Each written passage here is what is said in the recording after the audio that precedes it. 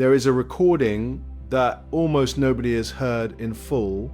It was made in a hotel room in Sacramento, California in November 2016, in the hours before a concert that would never happen. The person making the recording was not a journalist and was not a documentarian and was not any of the professional categories of person who typically produce recordings of important moments.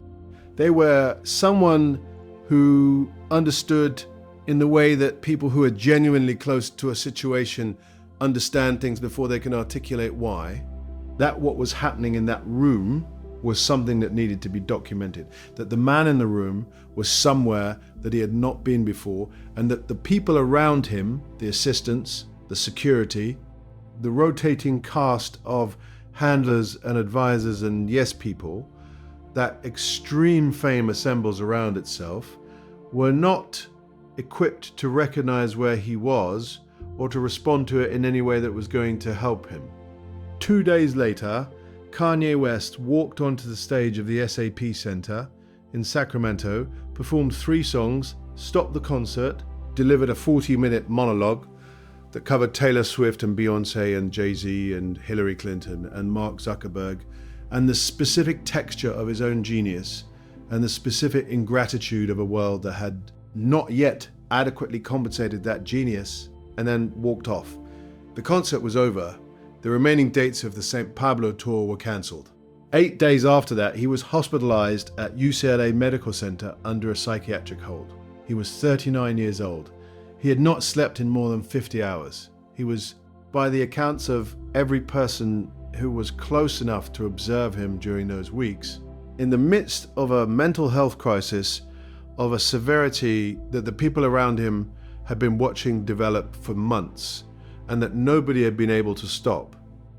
This is the part of the story that everybody knows. The Sacramento concert and the hospitalization are the events that the culture uses as the hinge, the before and after of the narrative that the entertainment press constructed around him. The moment when the story of Kanye West became the story of Kanye West's breakdown. What this documentary exists to examine is not the hinge. It is everything on both sides of it. The specific formation that produced a man capable of the college dropout and late registration and graduation and 808s and Heartbreak and My Beautiful Dark Twisted Fantasy. 5 albums that, taken together, constitute one of the most extraordinary decades of creative output in the history of popular music. And the specific unraveling that followed, not because the unraveling is more interesting than the achievement, but because the unraveling and the achievement came from the same place, were powered by the same source, and cannot be understood separately from each other without losing the most important thing about both. Because here is the thing that the narrative of the breakdown misses. The Sacramento concert was not the beginning of something. It was the end of something. It was the end of a decade-long process of accumulation, of grief, of pressure, of the specific kind of psychological load that the combination of extraordinary ambition and extraordinary loss and extraordinary public exposure generates in a person who never developed and was never given the specific tools required to carry it. The load had been building since 2007, since a specific morning in November of that year when his mother went into surgery for a procedure she had been advised not to have and did not come home. And everything that happened in the 9 years between that morning and the Sacramento stage, the albums, the marriages, the feuds, the eruptions, the moments of apparent genius and the moments of apparent madness, was a person trying to carry a weight that was always too heavy, and that the world, which was watching and consuming and monetizing every public expression of the strain, never once offered to help with. This is not a story about defending what he has done. Some of what he has done is indefensible and will be addressed here with the honesty it requires.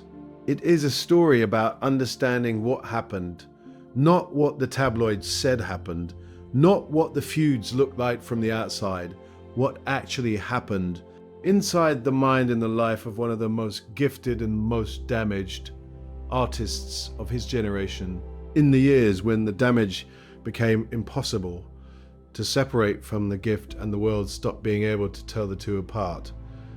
If you want to understand the real stories behind the people the world thinks it already knows, subscribe. We go deeper than the headlines here, and what we find is always more complicated than what was reported. Kanye West was born on June 8th, 1977 in Atlanta, Georgia, and grew up in Chicago, Illinois after his parents divorced when he was 3 years old.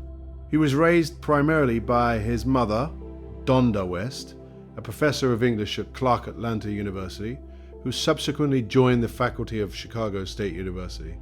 His father, Ray West, was a photojournalist and later a Christian counselor. He was present in Kanye's life, but not the organizing force of it. The organizing force of it was Donda. She was the scaffolding. She was the architecture inside which everything else that Kanye West would become was built. Donda West was, by the accounts of everyone who knew her and by the accounts that Kanye himself has given across years of interviews and across the album that bears her name, a woman of formidable intelligence, formidable warmth, and formidable belief in her son that was not the ordinary parental belief of people who love their children and find them extraordinary simply because they are theirs. It was the belief of someone who had assessed the evidence and reached a conclusion. She had looked at what her son was capable of and understood it clearly and communicated her understanding to him continuously and specifically across the years of his formation in a way that produced in him a self-belief that was not arrogance, or was not only arrogance, but was grounded in a genuine assessment of his own capacities that her assessments had taught him to trust. She allowed him to pursue music seriously from his early teens, making a decision that most parents of academically capable children in her position, a professor, a woman who understood the value of formal education in the specific way that people whose entire professional identity is organized around it understand it, would not have made. She did not simply tolerate the music, she supported it. She drove him to recording sessions. She believed that the music was not a distraction from his potential, but an expression of it. And she communicated that belief in ways that were specific and sustained, and that gave him permission, at an age when permission matters enormously, to take the work seriously before anyone else did. The Chicago hip-hop scene of the 90s was not, when he entered it, a scene that had an obvious place for what he was trying to do. He was not a gangster rapper.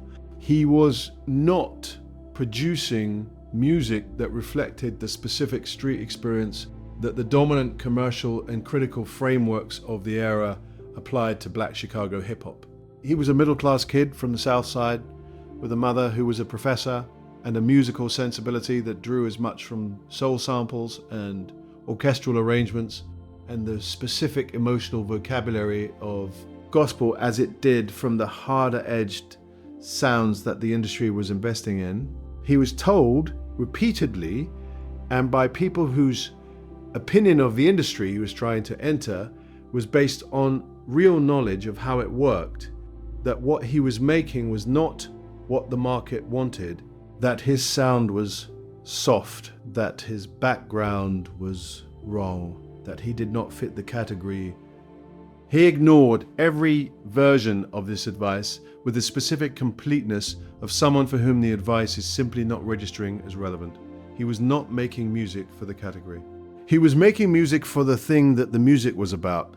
He was making music because the making of it was the most completely himself he had ever felt. And the opinions of people who had not felt that feeling in their own work, who were assessing the music from the outside, from the framework of what the market had rewarded before, were opinions he listened to and filed and did not act on. This quality, the absolute primacy of his own internal assessment over any external assessment, was a source of everything he created. It was also the source of everything that would eventually become impossible to manage. He was in a car accident in October 2002, driving back from a recording session in Los Angeles at 3 a.m, his jaw shattered in 3 places, his face reconstructed in surgery, his recovery conducted in the specific condition of someone who understands they have nearly died and who does not know yet what to do with that understanding. He recorded Through the Wire with his jaw still wired shut, not because the business required it, no label had signed him yet, because the song required it. Because the experience demanded expression, and the expression demanded music, and the music demanded immediacy, and the immediacy demanded that he record it now, in the condition he was in, with the voice he had. The recording is one of the most extraordinary documents in the history of hip-hop. It is the sound of someone making art from the materials of their own damage before the damage has fully healed. It is, in retrospect, the first fully visible expression of the pattern that would define the rest of his career. The story we're building here, the real one underneath the one everybody thinks they know, is exactly what this channel exists for. If you're not subscribed yet, now is the moment. We do this every week. The College Dropout was released on February 10th, 2004. It sold 440,000 copies in its first week. It was nominated for 10 Grammy Awards and won 3, including Best Rap Album. It was received by the critics who covered hip-hop with genuine seriousness as one of the most important debut albums the genre had produced. Not because it was the best rap album ever made, which it was not, but because it proposed something new. It said this is also what hip-hop can be. It can be introspective without being confessional in the therapy speak sense. It can be formally ambitious without losing the specific pleasure of the music. It can be about being a black man in America in ways that are not organized around the categories that the industry had been most willing to invest in. It can be about being a black man who went to college and dropped out and made beats and wanted things and felt things and doubted things in ways that the existing categories for black male expression in popular music had not quite accommodated. Late Registration followed in 2005, Graduation in 2007. The 3 albums form a trilogy that is, taken together, the most coherent, sustained, artistic statement in the history of mainstream hip-hop. Each album builds on the formal innovations of the one before it. Each expands the sonic vocabulary. Each demonstrates a level of curatorial intelligence, the specific ability to hear what each song needs and to find the combination of elements that makes it become that thing, that people who work in music production describe with a consistency that suggests they are reporting something real rather than constructing a legend. He heard music in a way that other people did not hear it, not simply in the sense of having a better ear, though the ear was extraordinary, in the sense of understanding with unusual completeness the relationship between what the music could be and what it needed to get there. The gap between the current version and the best possible version was always visible to him, and he was never willing to accept the current version when the best possible version was available. This quality, the refusal to accept the current version, was the engine of the genius, and it was also, in the specific context of his personal life, the engine of the damage. He could not turn it off. It did not apply only to music. It applied to everything, to the people around him and the quality of their contribution, to the institutions he was dealing with and the adequacy of their response to his work, to the world and the degree to which it had yet understood what he was offering it. The standard was absolute, and it was continuous, and it never rested, and it was applied to everything simultaneously. And the experience of living inside a standard of that kind, of being the person who holds that standard rather than the person who's held to it, is an experience that the accounts of people who have worked closely with him across different periods describe in terms that combine deep admiration and genuine exhaustion in proportions that shift depending on where in the arc of his career the work was happening. His mother died on November 10th, 2007. She had undergone cosmetic surgery, a procedure that included a breast reduction and liposuction, performed by a doctor who had been rejected for privileges at 2 hospitals in the area due to concerns about his medical record. She went into cardiac arrest and died the following day. She was 58 years old. Kanye had reportedly expressed concern about the surgery beforehand. He has said in various contexts across the years since that he spoke to her the night before and that he did not know it was the last time they would speak. He has said that the guilt, the specific, irrational, permanent guilt of someone who wonders whether a different conversation, a different level of insistence, a different deployment of his influence on her decision might have changed the outcome, is something that has not left him. 808S and Heartbreak, released in November 2008, is the document of the year that followed her death. It is an album of grief made by someone who did not have access in the months of its making to the full range of expressive tools that previous albums had demonstrated. His voice, the primary instrument, the thing that had carried the wit and the ambition and the specific quality of his engagement with the world across 3 albums, was replaced by an auto-tuned cry.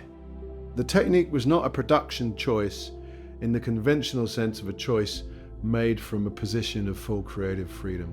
It was the sound of someone whose ordinary voice was not available to them, whose grief had reached the instrument and altered it. The album was received at the time with a mixture of admiration and confusion. Critics who understood what he was doing and critics who did not, existing in roughly equal proportion. It was, in retrospect, the most honest thing he had made. The College Dropout was made from ambition. 808S was made from loss, and the loss was more real than the ambition had ever been.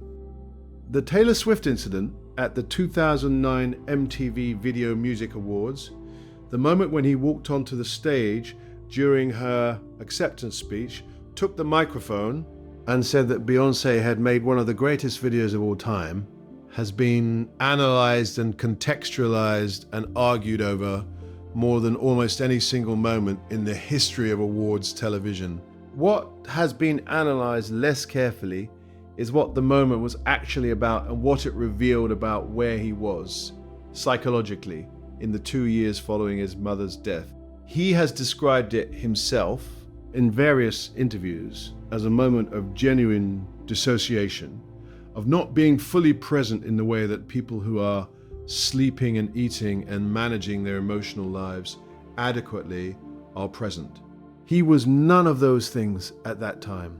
He was still in the acute phase of grief, still not sleeping in any sustainable way, still running on the specific fuel of creative compulsion that had always powered him, but that without the stabilizing presence of Donda was increasingly difficult to direct toward anything other than the next immediate expression. My Beautiful Dark Twisted Fantasy, released in November 2010, is the album that the critical consensus has, in the decade since its release, converged on as one of the greatest albums ever made. The consensus is not wrong. It is an album of extraordinary formal ambition, a maximalist response to the minimalism of 808S, a reclamation of complexity and scale and the specific pleasure of music that does everything at once.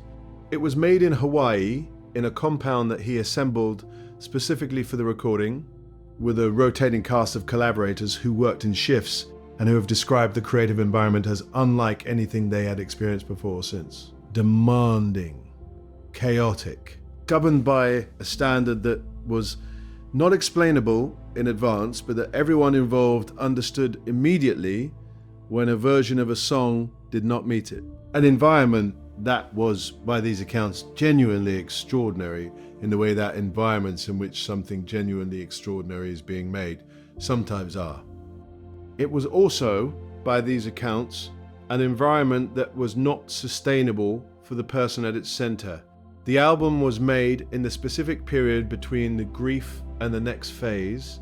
The grief had not resolved. It had gone underground. It was powering the work in the way that grief powers things.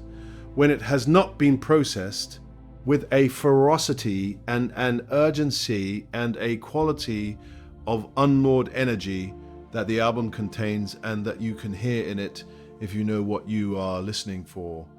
The dark, twisted fantasy of the title is not simply a metaphor for the excesses of fame.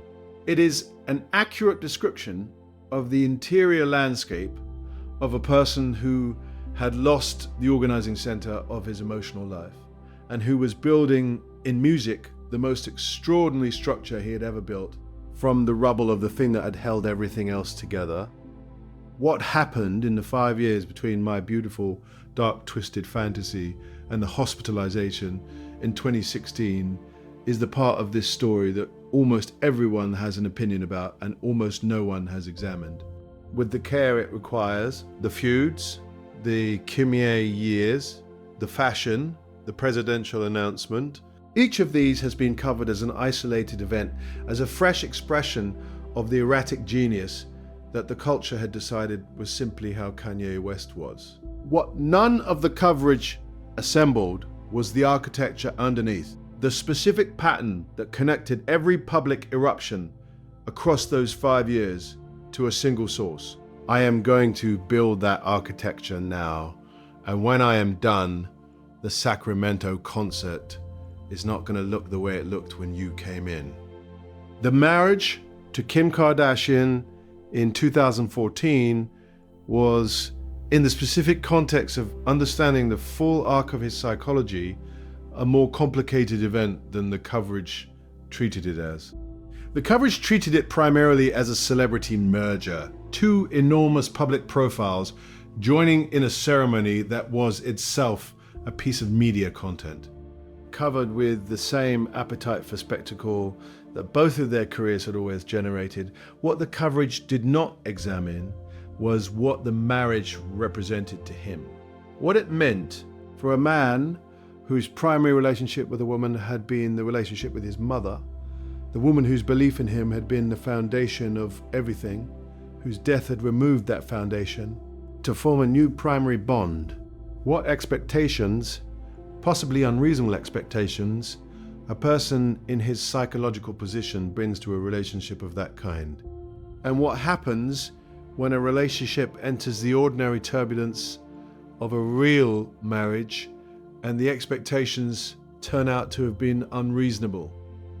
People who were close to both of them during the early years of the marriage describe in general terms and without the specifics that the privacy of the people involved requires a dynamic in which his emotional needs were enormous and his ability to communicate those needs in ways that could be addressed was limited. He was, by these accounts, a person who expected the relationship to provide things that no relationship can provide, things that Donda had provided not because she was his romantic partner, but because she was his mother and had been providing them since before he had words for what they were.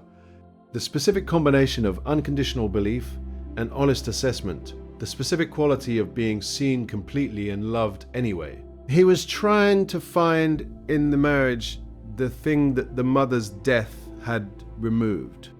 The marriage, which was a real relationship between two real people with their own specific histories and needs and limitations, could not be that thing.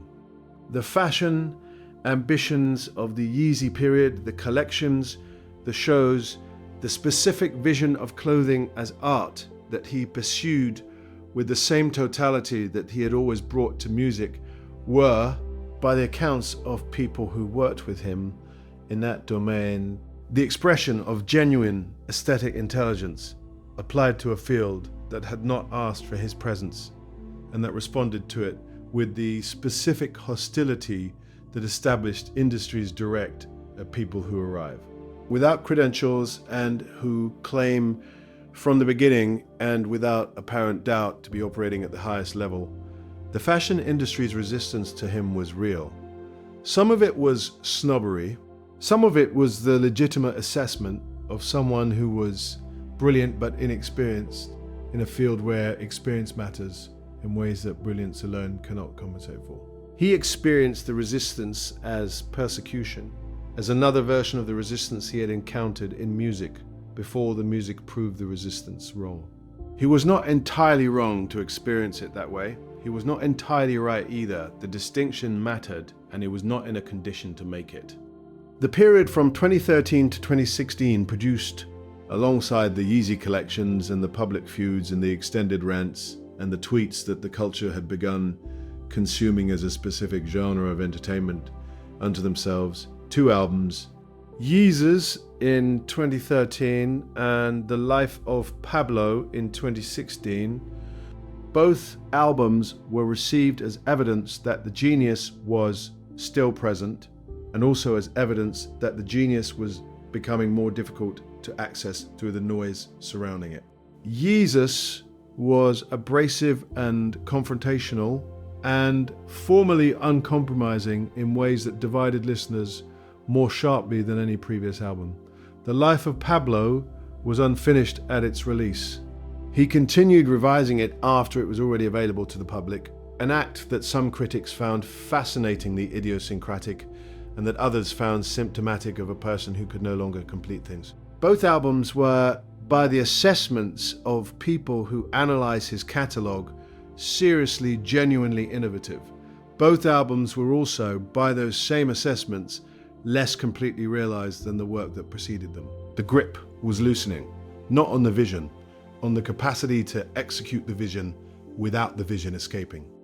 The public eruptions of those years, the extended monologues at concerts, the feuds with other artists, the tweets, the Grammys speech, the Cannes appearance, the interviews that the interviews were not prepared for, were covered as entertainment, which was one thing they were, and as evidence of instability, which was another thing they were, and almost never as what they actually were, which was a person screaming for help in the only language that his formation had equipped him to use. He had always expressed himself publicly. He had always said things that the culture found excessive. But the things he was saying in 2013 and 2015 were different in kind from the things he had said before. And the difference was not the subject matter, and was not the format, and was not the specific content of any individual statement. The difference was the urgency, the quality of desperate need in the expression that was not present in the earlier work. The earlier work was ambitious. This was something else. This was a person who had lost the container that the ambition had always been held in, and who was now trying in public to reconstruct the container from available materials, and who was finding that the available materials were not adequate to the task. There is something specific about the 2013 to 2016 period that the conventional narrative of his decline misses entirely, and it is this: the music was still extraordinary. Yeezus is one of the most formally daring albums in the history of mainstream rap. It sounds like nothing that preceded it. Its abrasiveness is not accidental. It is the sound of someone who has decided that the audience's comfort is not a constraint they are interested in respecting anymore, that the specific bargain of mainstream popularity in which the artist produces work that the audience finds accessible and the audience rewards the artist with commercial success is a bargain that no longer interests them. He made an album that alienated people deliberately and on purpose, and that was, by any serious formal assessment, a work of genuine originality. The Bound 2 video, which was received as a joke by the culture and which was parodied so comprehensively that the parody became more famous than the original, was not a mistake, it was a provocation. The question of whether the culture's response to it reflected an accurate assessment of the work, or a willingness to mock whatever he did in that period because the narrative of decline was already in place, is a question that people who analyze his catalogue continue to debate. The specific texture of his public behavior in those years, the way he conducted himself in interviews, the way he responded to criticism, the way he managed or failed to manage the specific social dynamics of the elite world that his commercial success had given him access to, is worth examining beyond the surface level at which it was usually covered. He was, in interviews and in public appearances across that period, alternately brilliant and incoherent. Sometimes, within the same exchange, he would make observations about culture and art and the specific relationship between commerce and creativity that were genuinely incisive. That identified real things about how the industry worked and what it cost the people inside it, and then pivot without apparent transition into statements that were grandiose or conspiratorial or simply disconnected from the conversational context in ways that made the interviewer and the audience uncertain how to respond. The brilliance and the incoherence were not separate things happening in sequence. They were simultaneous. They were both expressions of the same mind, operating under conditions that the mind was not designed to sustain. The bipolar disorder diagnosis that has been discussed in public, he disclosed it himself in the album Ye released in 2018, in the phrase, "I hate being bipolar, it's awesome," printed on the cover, is a piece of information that, once you have it, reorganizes the entire preceding narrative. The sleeplessness, the grandiosity, the pressured speech in the concert monologues, the racing thoughts that people who have been in rooms with him during certain periods describe as visible, as something you could almost see the speed of. The specific quality of the creative periods, the intensity, the productivity, the sense of operating at a frequency that normal human cognition does not access, followed by the crashes. The pattern is recognizable to anyone who knows what to look for across the public record of his behavior, stretching back at least to the years immediately following his mother's death, possibly further. The diagnosis was not a new development in 2018. It was a name applied finally and publicly to something that had been present and had been shaping his life for years before anyone had named it. We are at the center of this story now. And I want to pause and say something directly that most coverage of this subject has been unwilling to say directly, because saying it requires holding two things that the culture prefers to keep separate. What he has done in the years since 2016, the anti-Semitic statements, the public alignment with people whose worldviews are genuinely harmful, the specific statements about Jewish people and about black people and about slavery and about history that caused real harm to real communities is indefensible. It is not explainable away by mental illness. It is not absolved by genius. It is harmful and it is wrong, and it will be examined here with the honesty it requires. And the experience of a man in the grip of untreated mental illness, navigating an industry and a public life that was not designed to protect him, is also real. Both things are true. And the only honest way to tell this story is to hold both of them at the same time, without using either one to cancel the other. That is what the second half of this documentary is going to do. He was released from UCLA Medical Center after approximately 10 days.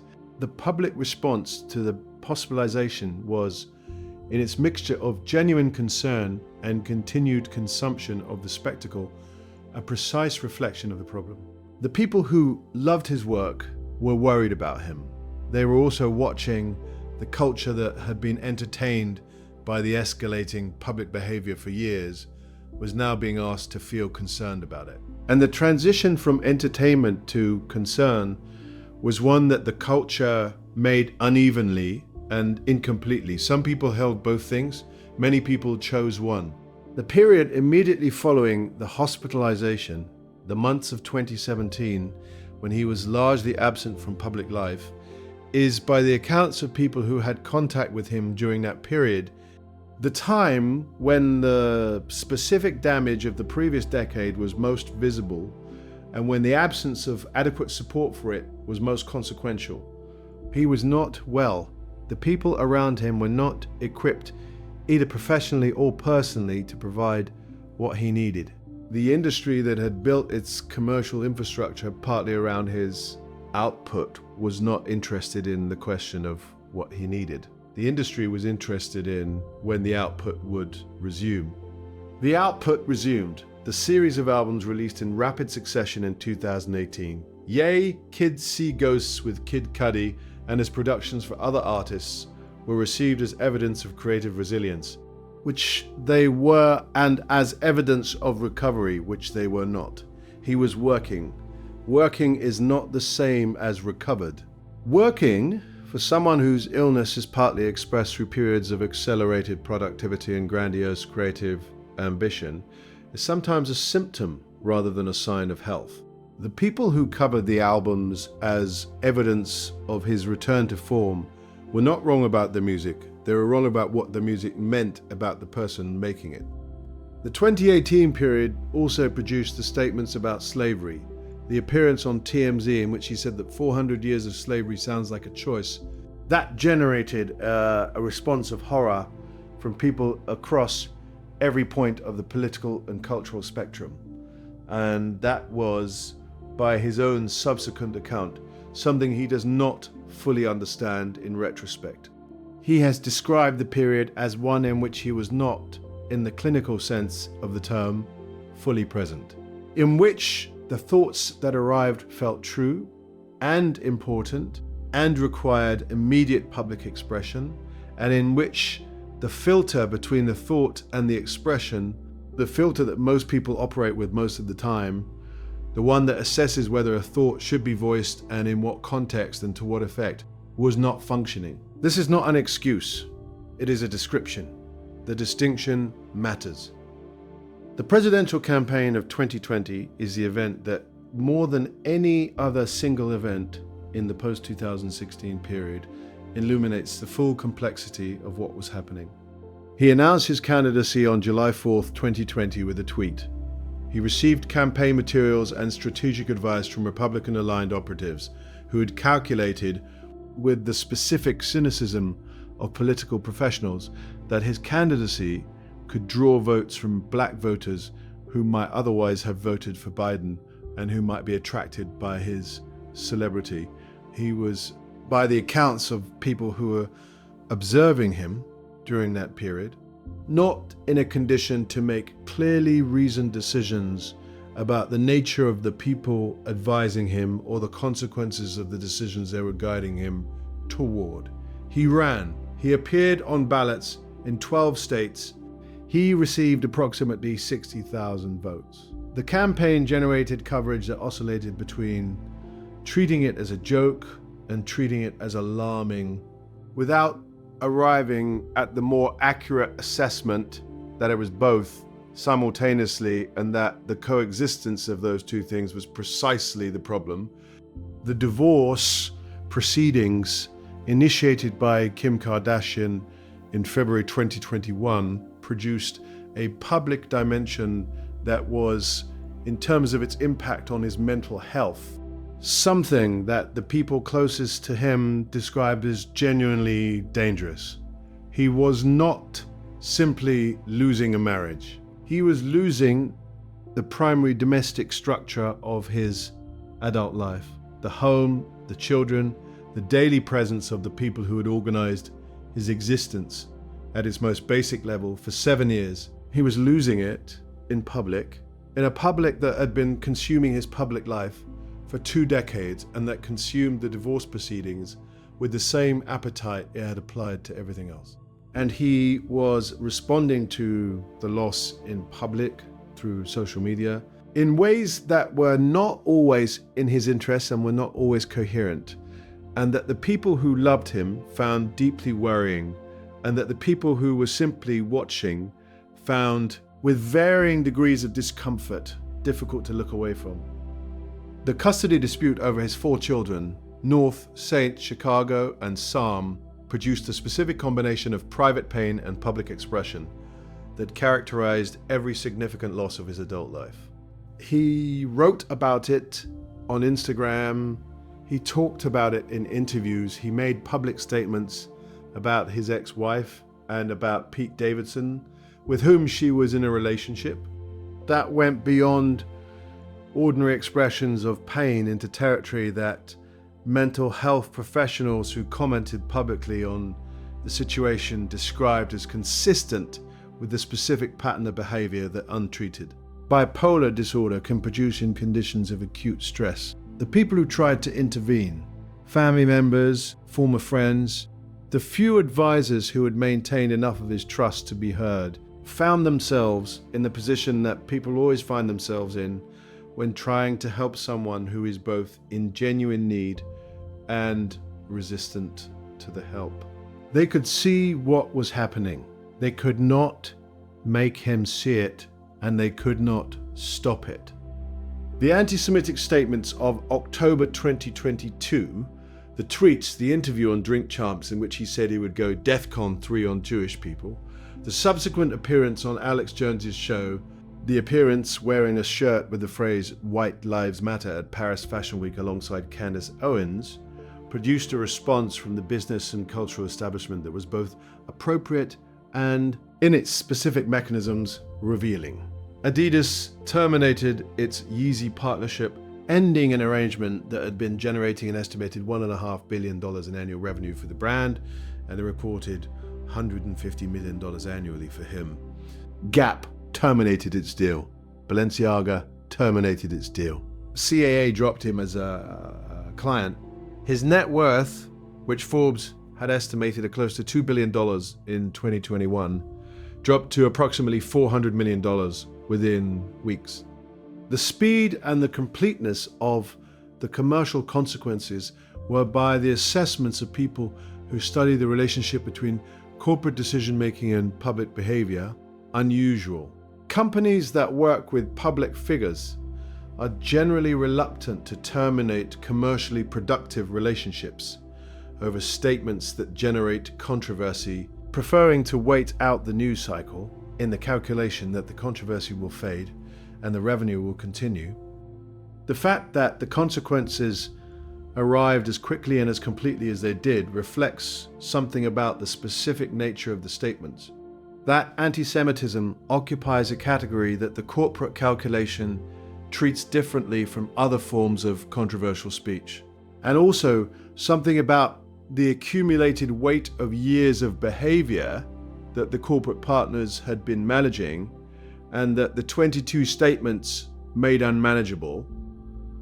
The speed and the completeness of the commercial consequences were, by the assessments of people who study the relationship between corporate decision-making and public behavior, unusual. Companies that work with public figures are generally reluctant to terminate commercially productive relationships over statements that generate controversy, preferring to wait out the news cycle in the calculation that the controversy will fade and the revenue will continue. The fact that the consequences arrived as quickly and as completely as they did reflects something about the specific nature of the statements. That anti-Semitism occupies a category that the corporate calculation treats differently from other forms of controversial speech, and also something about the accumulated weight of years of behavior that the corporate partners had been managing, and that the 2022 statements made unmanageable.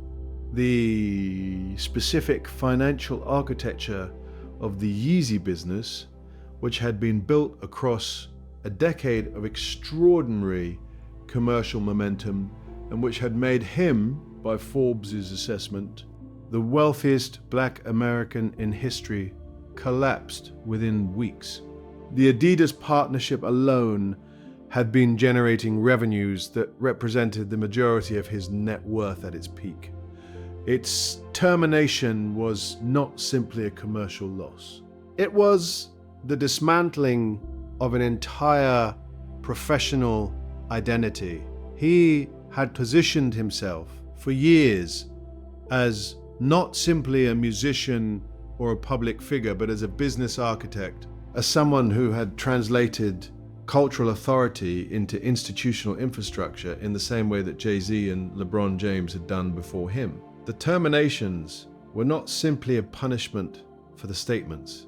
They were the demonstration that the architecture he had built was not as structurally independent of his personal behavior as he had believed it was. The foundation turned out to be his reputation. And the reputation had been compromised in a way that the infrastructure could not survive. He was not, in the period during which he made those statements, in a stable mental state. This is a fact.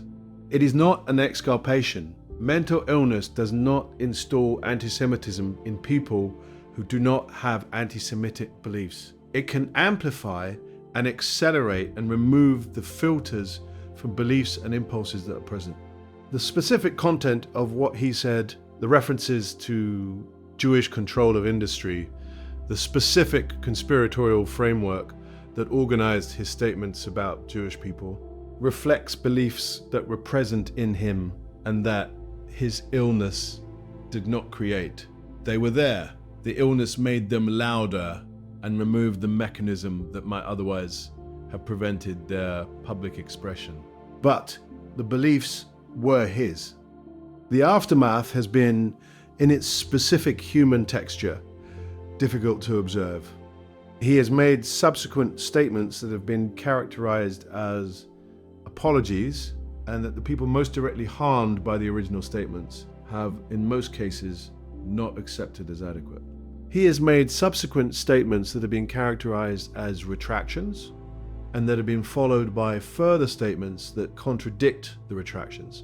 He has been, by accounts of people with knowledge of his situation in the period following the commercial consequences, in a state of ongoing instability that the loss of the business infrastructure that Adidas and the other terminated partnerships represented has made more acute rather than less.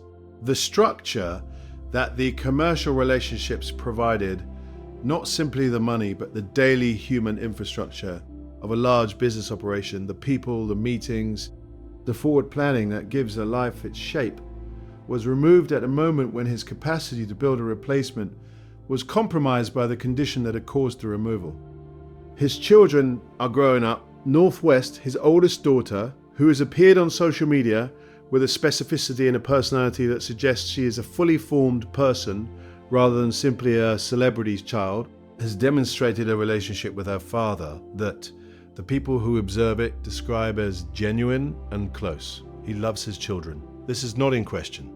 His ability to be consistently present for his children in the way that their development requires is a more complicated question. And it is a question that the custody proceedings have been adjudicating, and that will continue to be adjudicated for years. The Donda album, released in 2001 after an extended development process that included multiple public listening events and multiple delays and a level of publicity around the recording process that was itself a kind of performance, is the most direct document of the emotional reality underneath the commercial and public chaos of that period. The album is named for his mother. Its production was, by the accounts of people who were present for it, haunted in the specific way that creative projects are haunted when the person making them is trying to resolve something through the making that cannot be resolved through the making. He was trying to bring her back. He was trying to build in music a container for the grief that had not had a container for 14 years. The album is flawed. It is too long. It is uneven in ways that suggest it was not finished in the sense that his best work was finished. It is also, in its moments of genuine emotional directness, the most clearly personal thing he has made since 808's The wound is still there. It is not healed. The album is the evidence. The question that this story leaves open, the question that cannot be closed without information and developments that belong to the future rather than to the documented past, is the question of what is still possible. The talent is not gone. People who have been in rooms with him in recent years and who have been present for moments when the music was the focus describe something that is recognizable as the same thing that made the college dropout and Graduation and My Beautiful Dark Twisted Fantasy. The gift did not leave. The specific quality of his hearing, of his relationship to sound and sample, and the architecture of a track, these things are not the kind of things that illness or commercial catastrophe or public disgrace removes. They are structural. They are what he is made of. What is uncertain is whether the conditions exist or can be created in which the gift can operate without the damage overwhelming it. This requires things that the entertainment industry has never been good at providing, and that his specific history has made him resistant to accepting. It requires sustained and appropriate mental health care, not crisis intervention, followed by the resumption of normal commercial activity. It requires the specific kind of support structure, people who love him and who have the knowledge and the authority to intervene when the illness is producing decisions that the illness is not the right instrument for making, that the combination of his resources and his personality and the specific dynamics of fame at his level makes very difficult to build and maintain. It requires, most fundamentally, his own willingness to accept that the illness is real and is a permanent feature of his life. That requires permanent management rather than something that can be addressed in episodes and then set aside when the creative work demands his full attention. Whether those conditions can be created, whether the man who made some of the most extraordinary music of his generation can find the specific combination of care and structure and creative freedom that allows the gift to continue without the damage. Consuming it is a question that everyone who has ever loved his work is sitting with. It is not a question with an answer yet. It is the question that the next chapter of his life will answer, if there is a next chapter, and if the next chapter contains the things that the previous chapters did not. Kanye Omari West, born June 8th, 1977 in Atlanta, Georgia, raised in Chicago by a mother whose belief in him was the foundation of everything he built. The man who made 5 albums across a single decade that collectively constitute one of the most extraordinary creative achievements in the history of popular music. The man who lost the organizing center of his emotional life in 2007 and who spent the following 15 years trying to fill the absence with work and with provocation and with commercial ambition and with marriages and with feuds and with a specific kind of public expression that was always his primary language, and that in the absence of the person who had taught him to trust it, became increasingly difficult to direct toward anything that helped him. The Sacramento concert, the hospitalization, the tweets, the anti-Semitism, the commercial consequences, the divorce. These events are not separate things that happen to the same person. They are expressions of the same thing. They are the sound of the absence that 2007 opened and that nothing since has been adequate to close. They are the sound of a person trying, in the only way his formation equipped him to try, to carry a weight that no person should have to carry alone. And the tragedy, the specific, unnecessary, preventable tragedy, is not that the gift was damaged. The gift was always going to be in tension with the damage.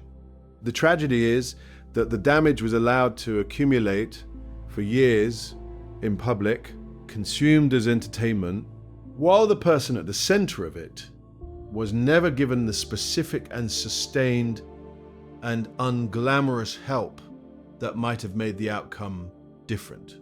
The world loved what the wound produced. It was never willing to do what healing the wound required. And the distance between those two facts is where the real story of Kanye West lives. Not in the albums, not in the feuds, not in the tweets, not in the Sacramento concert. In the gap between what the world took from him and what the world was willing to give back. A gap that, as of this recording, has not been closed, that may never be closed, and that the world, which is still consuming the story, has not yet fully reckoned with the specific role it played in creating. The world loved what the wound produced. It was never willing to do what healing the wound required. And the distance between those two facts is where the real story of Kanye West lives. Not in the albums, not in the feuds, not in the tweets, not in the Sacramento concert. In the gap between what the world took from him and what the world was willing to give back. A gap that, as of this recording, has not been closed. That may never be closed, and that the world, which is still consuming the story, has not yet fully reckoned with the specific role it played in creating. The entertainment industry has a specific and consistent relationship with the mental health of the people it profits from. It is not a relationship of care, it is a relationship of extraction that is managed when the extraction produces visible distress, with the minimum intervention necessary to return the extraction to its previous level of productivity. The label signs the artist produces, the artist shows signs of distress, the label addresses the distress to the degree necessary for the production to continue. When the distress becomes too severe for this management to contain, when it produces behavior that threatens the commercial value of the relationship, the label terminates the relationship. The artist is left with the distress and without the infrastructure that the relationship provided. This is what happened to Britney Spears. It is what happened in a different form and with different specific mechanisms to Whitney Houston. It is what is happening in ways that are still unfolding to Kanye West. The systemic failure is real and it is worth naming, and it does not absolve him of responsibility for the specific harm he has caused. Both of those things are true. The industry failed him. He caused harm. The two facts do not cancel each other. They coexist in the specific way that the most difficult human situations always require two apparently contradictory things to be true simultaneously. He is a victim of a system that extracted from him and discarded him. He is also a person who said things that hurt people and that reflected beliefs that cannot be excused by the illness that amplified them. The world that consumed his distress as entertainment is complicit in what happened to him. He is also responsible for what he did with the distress. All of these things are true. The honest accounting requires all of them. There are people who knew him before the fame who describe someone they still recognize underneath everything that has happened.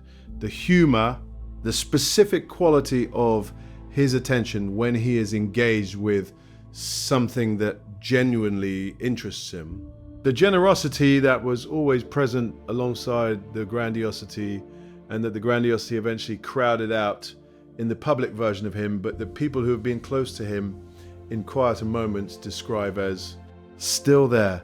He is still in there. The man who made The College Dropout, who made Through the Wire with a wired jaw, who understood what it meant to make music that said something true about being a specific person in a specific world, is still there. Whether the conditions exist for that person to make more of what that person was capable of making is the question that nobody can answer yet, and that only the next years will resolve. Thank you for staying until the end. This is the celebrity code, and the code, once you see it, cannot be unseen.